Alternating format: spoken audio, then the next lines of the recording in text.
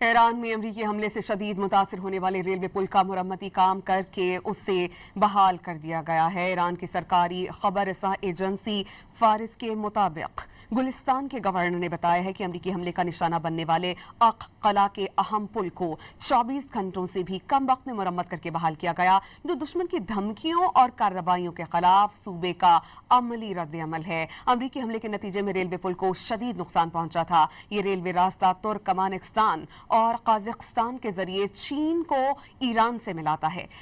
रूस गुज़श्ता साल के आखिर से इस रूट को ईरान में कार्गो के लिए इस्तेमाल कर रहा था।